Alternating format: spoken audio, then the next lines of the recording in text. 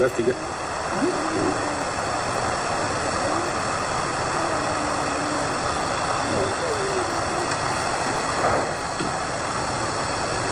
अब ये क्लिपिंग तो आपने देख ली, अब इस क्लिपिंग के पीछे का क्या सच है अब आप ये विस्तार से सुनिए। सपना को इन सब के बाद में भी इतनी ज़्यादा उम्मीद थी अभी भी कि किसी तरीके से उसके सास ससुर जो है उसको बुला लेंगे और प्यार करेंगे और ये कहेंगे कि भाई बच्चियाँ जो कहाँ रहेंगी, हमें इन बच्चियों का ख्याल है, लेकिन उन्होंने ऐसा कुछ भी नहीं किया। सपना ये सोचती है कि उसने जो भी कुछ उनके साथ में किया है और जिस भी चीज़ से वो गुस्सा है तो वो कम से कम उससे गुस्सा है, तो ये जो बच्चियां हैं ये तो उनके ही बच्चों की बच्चियां हैं, तो किसी भी तरीके से उनको ख्याल आएगा और उनको ये बुलाएंगे और घर वापस बुला लेंगे दोबारा से। पर ये एक मासूम सोच से ज़्यादा कुछ भी साबित नहीं हुई, यानी कि जो छोटे बच्चे सोचते हैं ना उससे ज़्यादा कुछ भी सोच साबित नहीं हुई, क्योंकि सपना ने तो ये सोचा लेकिन उन्होंने ऐसा नहीं सोचा। ऐसा मैं क्यों कह रहा हूँ, ऐसा इसलिए कह रहा हूँ कि सपना ने जो वीडियो डाली है उसमें उसने बताया है कि उनके घर वाले अब इस समय क्या कर रहे हैं, वो ऐसे काम कर रहे हैं जैसे उन्हें कोई फ़र्क ही नहीं पड़ता और वो बहुत ज़्यादा खुश हैं। उन्होंने एक जो नई स्कूटी खरीदी और उसके बाद में उसकी क्लिपिंग बनाई, उसकी पूजन की और वो क्लिपिंग भेज दी अंशु को।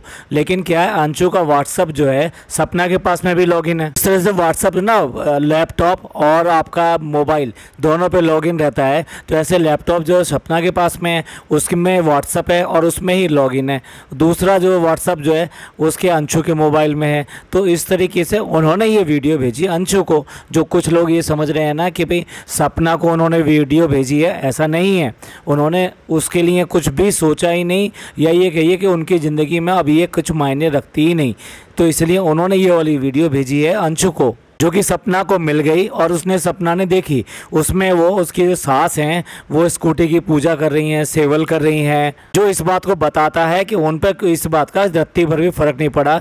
घड़े की तरह पानी पे जैसे होता है ना, तो घड़े पर पानी कैसा भी असर नहीं उनके ऊपर पड़ा। सपना बता रही हैं कि भाई जब देख बा बताइए उनको क्या ज़रूरत थी, वो क्यों करके कह रही है कि वो खुशियाँ मना रहे हैं। देखो भाई उनके पास में सब कुछ है, वहाँ पे एक 4 व्हीलर है जो कि बेसिकली इन्होंने ही लिया था, और उसके अलावा एक बाइक है पल्सर। तो इस तरीके से देखा जाए तो एक 2 व्हीलर भी है उनके पास में और एक 4 व्हीलर भी है। अगर आपको 4 व्हीलर यूज़ करना है, मतलब कहीं जाना है, फैमिली के साथ जाना है या दूर जाना है, तो आपके पास 4 व्हीलर अवेलेबल है, और आपको ऐसे ही अगर शॉर्ट डिस्टेंस पे जाना है तो उनके पास में 2 व्हीलर भी अवेलेबल है। तो फिर उनको क्या ज़रूरत पड़ी कि वो एक और स्कूटी खरीदें? नहीं, सपना तो अपनी स्कूटी वहाँ से ले ही आई थी। तो देखिए अगर आपके परिवार में इस तरह की बातें हुई हैं और उसके बाद में आपके पास व्हीकल भी है, सब कुछ भी है, और आप कोई नई चीज़ खरीद के लाएं, तो इसको क्या माना जाए? आप तो इसका मतलब ये है कि खुशियाँ मना रहे हो। तो वो यही कह रही है सपना कि इसके सास ससुर को तो कुछ फ़र्क नहीं पड़ा, ना उन्हें बच्चों का ख्याल है, ना उसका ख्याल है, ना इस बात का ख्याल है कि वो बच्चे कहाँ रह रहे होंगे और कैसे रह रहे होंगे, उनका एडमिशन या पढ़ाई कुछ होगी या नहीं होगी, उसमें कुछ हो पाया नहीं हो पाया, पैसे की कोई कमी है या नहीं है, कैसे चलाएंगे। सब कुछ तो उनके पास है, गहना उनके पास में है, घर उनके पास में है, जायदाद उनके पास में है, बैंक बैलेंस उनके पास में है, गाड़ियाँ उनके पास में, सब कुछ, पशुधन, खेत, सब चीज़ें उनके पास में है। सपना अपना वीडियो में दिखा रही है कि देखो मैं क्या सामान लेकर आई हूँ, बच्चों की 2 गाड़ियाँ हैं, बहुत सारे कपड़े हैं, कुछ छोटी छोटी अलमारियाँ सी हैं जो मतलब जिनमें छोटा मोटा सामान रख लिया जाता है। उसे अलमारी भी कहना गलत होगा, वो कैबिनेट है प्लास्टिक की, जो बेसिकली क्या उसमें बॉक्सेस लगे हुए हैं। अब क्योंकि वो बॉक्सेस एक साथ लगे हुए हैं तो इसलिए आप उसे कैबिनेट कह पा रहे हैं, अदरवाइज़ तो वो बॉक्सेस ही हैं। उसके पास में ना खाना बनाने के लिए कुछ है, ना उसने यहाँ पर कोई फर्नीचर ले रखा है जो वहाँ से लेकर आई है, कुछ भी नहीं है उसके पास में।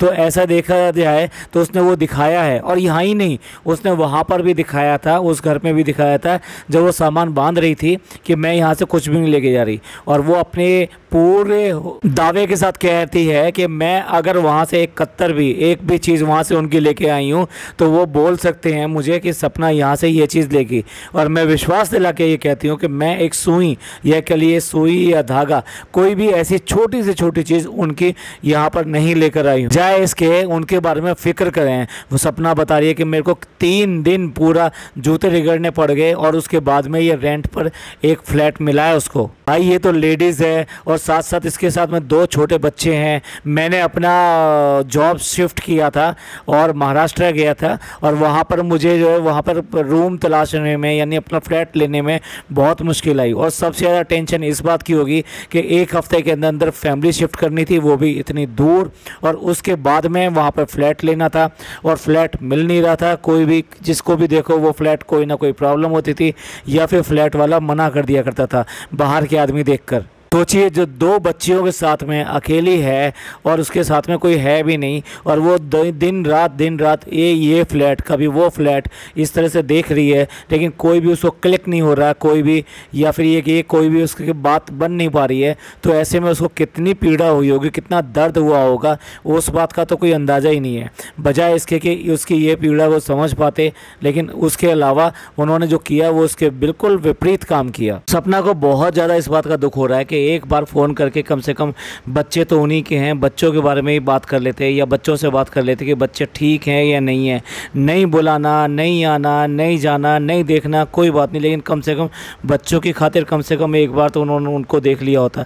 भाई ये इसे कहते हैं कोमल हृदय। वो क्या करे, वो परेशान है इस समय, उसे कुछ नहीं दिखाई दे रहा, कोई सहारा नहीं दिखाई दे रहा, आगे का कुछ पता नहीं चल रहा, वो कैसे करके ये ज़िंदगी आगे बढ़ाएगी। बस एक ठान ली है कि भाई नहीं, मुझे करना है और मैं कर दूंगी। इसी सहारे अपने बच्चों को लेकर चल पड़ी है एक राह पर, जो कि बहुत मुश्किल है, आसान नहीं है, और वो राह को उसको खुद ही बनाना है। उसे मंजिलें भी खुद ही बनानी है और उन मंजिलों को तय भी खुद ही करना है। एक रिश्ता था उनसे बना हुआ, इसलिए उसको अपने दिल में दर्द हो रहा है कि रिश्ता एकदम से टूट गया, और टूट ही नहीं गया, बिल्कुल हमेशा के लिए ख़त्म कर दिया गया। अपना को सबसे ज़्यादा जो कमी खल रही है ना, वो वाकई में अंशु की खल रही है, और अंशु के ना होने से उसको अपने आप में वीकनेस लग रही है, और उसको वो बात बात पे याद करती है, हर तरीके से याद करती है अंशु से। हालांकि वो कह रही है कि उसकी बातें हो रही हैं अंशु से, लेकिन कितनी बातें हो रही है और उसकी तरफ से भी कितना रिस्पॉन्स मिल रहा है, क्योंकि ये ज़माना ऐसा ही है जब बच्चे जो है ना दूसरे के कब्ज़े में चले जाते हैं, यानी कि बाहर चले जाते हैं, अपने माँ बाप के पास चले जाते हैं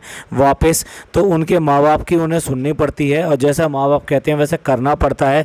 तो ऐसे में हो सकता है कि भाई दूरियां बनना एक लाजिम सी है। सपना का दिल जो सबसे ज़्यादा जो परेशान है वो अंशु के लिए ही है। वो बात बात पे अंशु को याद करती है और उसको मिस कर रही है पूरी तरीके से। बच्चों को भी उस अंशु की बहुत ज़्यादा आदत हो गई थी, तो बच्चे भी जो है हमेशा जो है अंशु अंशु करते हैं, और इस वीडियो में भी वो अंशु के बारे में बात कर रही है, बच्ची जो इसकी छोटी बच्ची है आरोही। देखिए बच्चों को भी पता है कि ये दोनों जो ना साथ साथ वीडियो बनाया करती थी, इसलिए आरोही बड़े प्यार से, बड़े भोलेपन से कह रही है कि जब वीडियो बनाएंगे ना, जब आ जाएगी ना अंशु बुआ। अब इनके बच्चों को क्या पता कि इनके साथ क्या हो रहा है। जो इनके सबसे नज़दीकी रिश्तेदार हुआ करते थे, आज उन्होंने ही इनसे मुंह मोड़ लिया इन बच्चों से।